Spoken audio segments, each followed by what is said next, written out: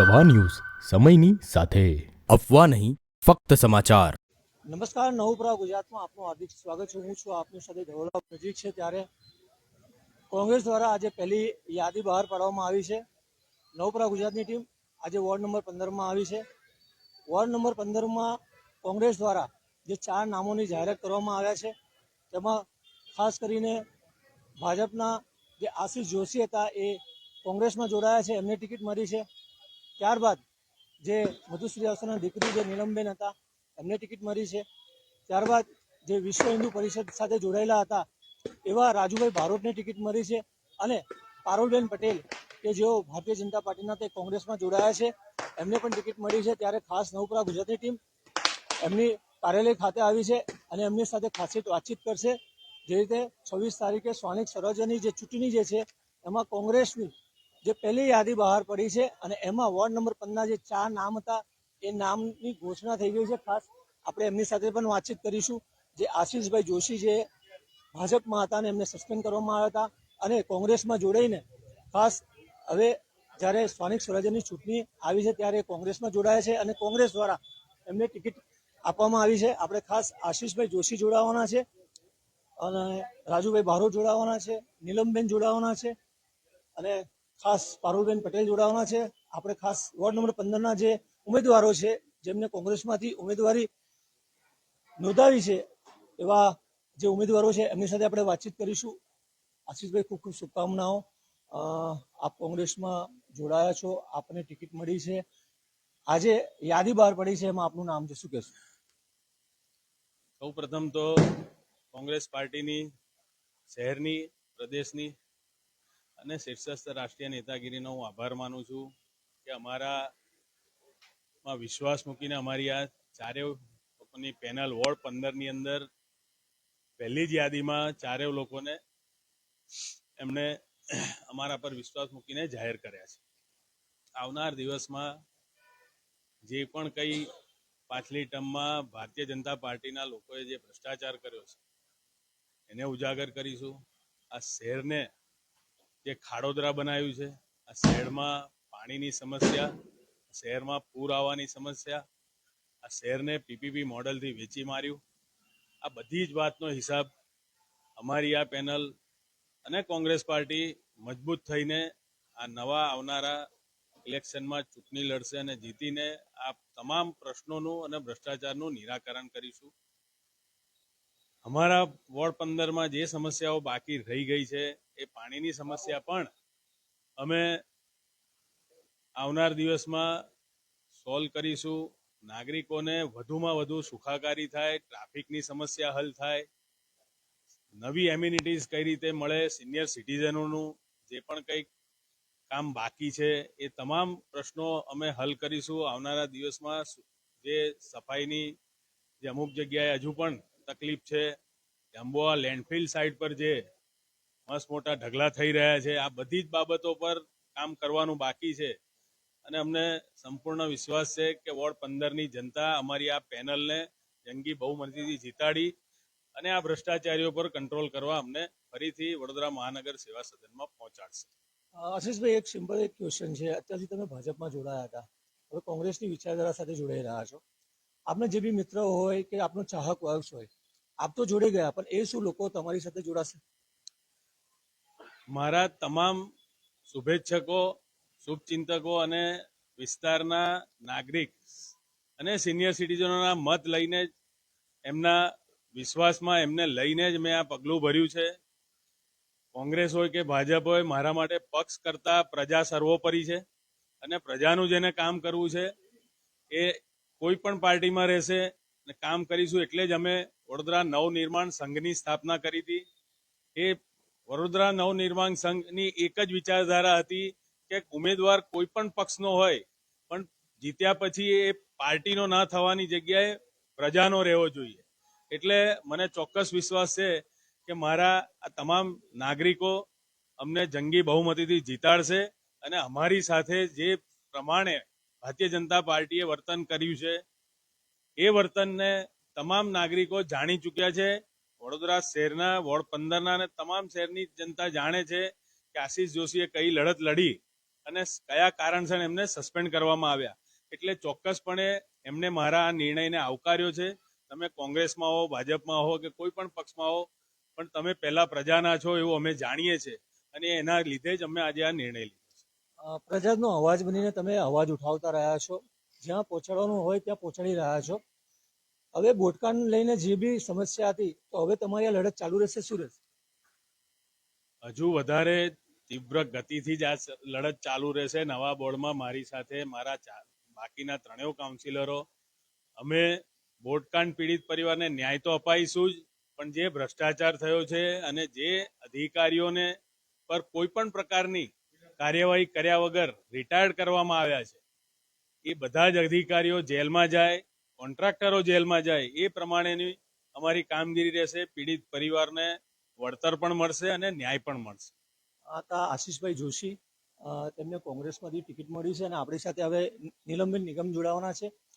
મધુશ્રી શ્રીવાસ્તવના એ દીકરી છે અને 7 ટર્મ એ વાઘોડિયાના વિધાનસભાના ધારાસભ્ય બની ચૂક્યા છે અને નીલમબેન સાથે આપણે જોડાઈશું ડાયરેક્ટલી. મેડમ, શું કહેશો? આપના પિતાજીનું જે 7 ટર્મ ચૂંટાઈને આવ્યા છે, એમનું નામ છે, આજે તમે પહેલી વખત ઉભા રહ્યા છો ચૂંટણીમાં, શું લાગે છે કે પપ્પાએ જે કામ કરેલું છે એ આપને સફળ થશે? દેખો, પપ્પાએ હંમેશા પ્રજાલક્ષી કાર્યો કર્યા છે અને પ્રજાના હિત માટે જ કાર્યો કર્યા છે. અને પ્રજાના હિતમાં કાર્ય કરવાથી જો પાર્ટી અમને સારું એવું વળતર આપ્યું છે, એ વળતરના અગેન્સ્ટમાં પ્રજા માટે આજે પક્ષ બદલ્યો છે અને પ્રજા માટે કામ કરવા માટે જ અમે આ મેદાનમાં આવ્યા છીએ. વડોદરાની જનતાને શું કહેશો કે તમને સપોર્ટ આપવા માટે આપ શું કહેશો જનતાને? દેખો, સ્થાનિક સ્વરાજની ચૂંટણી છે અને આ સ્થાનિક લોકોની ચૂંટણી છે.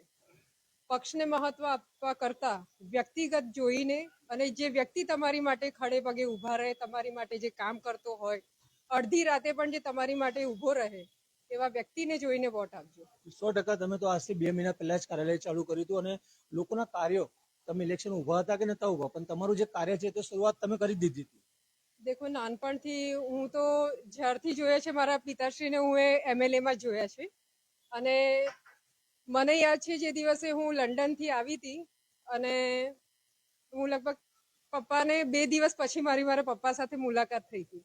અને એમાં એવું હતું કે પપ્પા કોઈ વ્યક્તિનું કંઈક કામ હતું ને, તો એમનો જ્યારે આવવાનો સમય ત્યારે હું સુવાનો સમય હતો, તો 2 દિવસ પછી મારા પપ્પા મને મળ્યા હતા. તો એ વ્યક્તિ જ્યારે પોતાની ફેમિલીને છોડીને પ્રજા માટે કામ કર્યું હોય, એમને રાત દિવસ જોયા વગર આજે 10 વર્ષ નહીં, એમને પોતાની 40 વર્ષ એટલે એક આખું એમની જવાની જે પ્રજા માટે એમને આપી છે, તો બસ એ જે લોકોનું જેનું કામ કર્યું છે ને, ખબર છે કે એમને કેવા કામ કરે છે ને કોની માટે કામ કરે છે. અને બીજું કે સૌ પ્રથમ કોર્પોરેશનની અંદર જે વ્યક્તિને કોર્પોરેશનના જે આપણા કમિશનર છે, એમને 10 ફૂટ દૂર રહીને વાત કરવાનો ઓર્ડર મળ્યો હતો. એ પણ કેમ મળ્યો હતો કે પ્રજાલક્ષી કાર્ય લઈને ગયા હતા અને અધિકારીએ કાર્ય કરવાનું ના પાડ્યું હતું. અને એના લક્ષીને મારા પિતાશ્રીએ એમના ઉપર હાથ ઉઠાવ્યો હતો અને એને ધ્યાનમાં લઈને આ કાયદો બહાર આવ્યો હતો કે મધુ શ્રીવાસ્તવ જ્યારે બી ઓફિસમાં આવે તો 10 ફૂટ દૂર રહીને વાત કરે. જો પ્રજાલક્ષી કાર્ય કરતા હોય અને એનો અમને જો લોકો એવું કહેતા હોય કે ગુંડાગર્દી કરે છે, એમને બોલવાનું નથી, કોઈ એવો એક વ્યક્તિ લાવીને બતાવે, કોઈ એવી એક સ્ત્રી લાવીને બતાવે કે જેનું મારા પપ્પાએ ખરાબ રીતે અપમાન કર્યું હોય. ગુંડો કોને કહેવાય? જે મા બહેનોની ઇજ્જતનું ધ્યાન ના રાખતો હોય. અને જે પ્રજા છે એ પ્રજાને પોતાની માટે, પોતાના હિત માટે લોકો ઉપર દાદાગીરી કરતો હોય. પણ આ અમારી જે દાદાગીરી છે ને, પ્રજાલક્ષીની છે. મારા પિતાશ્રીએ જ્યારે બી જે કામો કર્યા છે એ પ્રજાની માટે અને પ્રજાની લીધે અવાજ ઉઠાયો છે. જો આ જ વિરુદ્ધ અમને આની માટે આપતા હોય તો અમે સ્વેચ્છાએ સ્વીકારવા તૈયાર છે કે અમે પ્રજાલક્ષીના ગુંડા છે. વોર્ડ નંબર 15ના જે લોકો છે, રહીશો, જે શું કહેશો એમને? દેખો, હું તો વ્યક્તિગત રીતે જ આવી છું અને વ્યક્તિગત રીતે જ વોટ લેવા માટે નીકળીશું. અમે લોકો આવના 10 વર્ષ પહેલા, મારા ભાઈ શ્રી દીપક શ્રીવાસ્તવ એ 10 વર્ષ કોર્પોરેટર રહ્યા અને એમને પણ જે પ્રજાલક્ષીને કામ કર્યા છે, મારા પિતાશ્રીએ જેવી રીતે લોકોના કામો કર્યા છે એવી રીતે જ એને કામ કર્યા છે. અને એવી રીતે જ હું કાર્ય કરીશ. અને સાથે જે 5 વર્ષ આશીષભાઈએ બી કામ કર્યા છે અને આશીષભાઈએ પણ ઘણા એવા સારા કામો કર્યા છે. અને આશીષભાઈએ સચ્ચાઈનો સાથ આપીને પ્રજા સાથે રહ્યા તો એમને પાર્ટીમાંથી કાઢ્યા છે. મારા પિતાશ્રીએ કૌભાંડ બહાર કાઢ્યું એટલે એમને પાર્ટીમાંથી બહાર કાઢ્યા છે. તો ખાલી તમારે એ વિચારવાનું છે કે ભ્રષ્ટાચારી લોકોને વોટ આપવાનો છે કે જે ઈમાનદાર લોકો છે એમને વોટ આપવાનો છે. બસ આ ખૂબ જ આભાર નીલમબેન, ખૂબ આભાર. આપણી સાથે નીલમબેન જોડાયા હતા. પારુલબેન પટેલ જોડાશે. બેન, આપને બી આજે પહેલા લિસ્ટમાં નામ છે, કોંગ્રેસમાં આપ જોડાયા છો, આપ શું કહેશો? પહેલા તો વડોદરા શહેર કોંગ્રેસ પાર્ટી, પ્રદેશ કોંગ્રેસ પાર્ટીના મોવડી મંડળનો હું ખૂબ ખૂબ આભાર માનીશ કે મારા ઉપર વિશ્વાસ મૂકી અને મને આ પાર્ટીમાં જોડી છે, અને એના માટે હું એમનો ખૂબ ખૂબ આભાર માનું છું. 15 નંબરના વોર્ડના જે રહીશો છે, લોકો છે, એને શું કહેશો આપ? 15 નંબરના રહીશોને, મારા મત વિસ્તારના લોકોને હું એટલું જ કહીશ કે જેવા 5 વર્ષ અમને આગળ જ્યારે પણ એમને અમારી જરૂર પડી અમે એમની સાથે ઊભા રહ્યા છે, સુખમાં દુઃખમાં. જ્યારે કોઈ કોર્પોરેટર તરીકે નહીં પણ ફેમિલીના મેમ્બર તરીકે અમે એમની સાથે ઊભા રહ્યા છે, એવી જ રીતે એ પણ અમારી સાથે ઊભા રહે અને આજે અમારે સચ્ચાઈની જે લડાઈ છે એ લડાઈમાં અમને સાથ સહકાર આપે એ હું મારા મત વિસ્તારના નાગરિકોને કહેવા માંગીશ. ખૂબ આભાર બેન. આપણી સાથે વિશ્વ હિન્દુ પરિષદના જે આ વોર્ડના મતલબ કે જે આ એરિયાના પ્રમુખ રહી ચૂક્યા છે, તો એવા રાજુભાઈ બારોટ સાથે વાત કરીશું. રાજુભાઈ, વિચારધારા વિશ્વ હિન્દુ પરિષદની અને કોંગ્રેસનું કોઈ મેળ ખાતું નહીં, આપ જોડે ગયા. સેવા તો છેલ્લા 10 વર્ષથી વિશ્વ હિન્દુ પરિષદમાં રહીને હું કરતો આવ્યો છું. કોંગ્રેસ પાર્ટીએ અમને 4 જણને આજે ટિકિટ આપી અને નામ ડિક્લેર કરાય એ બદલ પહેલા તો કોંગ્રેસ પાર્ટીનો ખૂબ ખૂબ આભાર માનીએ છીએ અમે. મારા મિત્ર એવા આશીષભાઈ જોશીએ પણ સત્ય માટે લડાઈ આપી અને એ લડાઈને સત્યનો સાથ આપવાનો એની જગ્યાએ ભારતીય જનતા પાર્ટીએ એમને બરતરફ કર્યા, સસ્પેન્ડ કર્યા. એવા અમારા મહેન્દ્રસિંહ બાપુ એ પણ બરોડાના અવાજ તરીકે એમના દરેક ન્યૂઝ અમે જોઈએ છે. આપના માધ્યમથી ખબર પડે છે કે ભારતીય જનતા પાર્ટી કેટલો ભ્રષ્ટાચાર કરી રહી છે. તો 30 વર્ષ સુધી આટલો બધો ભ્રષ્ટાચાર કર્યા પછી હવે પબ્લિકને બી એવું ખબર છે કે ભાઈ પરિવર્તનની જરૂર છે. સ્થાનિક ચૂંટણીમાં પાર્ટી ના જોવાય અને ચહેરા જોવાય, કેમ કે હું તો અહીંયા આગળ 45 વર્ષથી રહું છું આ એરિયામાં અને છેલ્લા 10 વર્ષથી ચાહે પૂર હોય, લોકડાઉન હોય, કોરોના કાળ હોય, આવા ટાઈમમાં બી સેવાઓ આપેલી છે. મારા માટે આ ચૂંટણી લડવી એ ફર્સ્ટ ટાઈમ છે, પણ મારા કામ જોતા પાર્ટીએ મને ટિકિટ આપી છે અને મારા સાથી કાઉન્સિલરો જે પેલા હતા એ આશીષભાઈ જોશી, પારુલબેન અને ખાસ કરીને દીપકભાઈ શ્રીવાસ્તવ, મધુભાઈ, અમારા બાહુબલી અને એમના દીકરી નીલમબેન એ બી અમારી સાથે છે. તો અમે સાથે મળીને વિકાસ કરીશું, કામ કરીશું. એવી પ્રજાને અમે કોઈ પણ રીતે હેરાન નહીં થવા દઈએ જે અત્યારે 30 વર્ષમાં થતી આવી છે. બરાબર, એ તો અમે એમને સાથે લઈને કાર્ય વધારીશું. રાજુભાઈ, એક ચાહક વર્ગ છે તમારો જે વીએસપીમાં હતા, જે કાર્યકરો હતા, તો એ લોકો આજે તમે કોંગ્રેસમાં જોડાયા છે, તો એ લોકો દુઃખી થશે કાં તો તમારી સાથે જોડાશે, એ લોકોનું શું માનવું છે તમારા માટે, શું કહી રહ્યા છે? મારી સાથે તો બધા જ છે જ. વીએચપી ના બધા માણસો, મહાનગરના માણસો, પ્રખંડના માણસો, બધા મારી સાથે જે ભાઈઓ છે, બહેનો છે, બધા જ છે. કેમ કે જ્યાં સાચાની વાત થતી હોય તો સાચા માણસો તો સાથે રહેવાના જ છે. હા, જે 30 વર્ષથી લોકોની આંખોમાં ધૂળ ઝોકી અને સત્તા પર બેઠેલા છે, એ જેના આંખો સાફ નહીં થઈ હોય તે મારી સાથે નહીં આવે.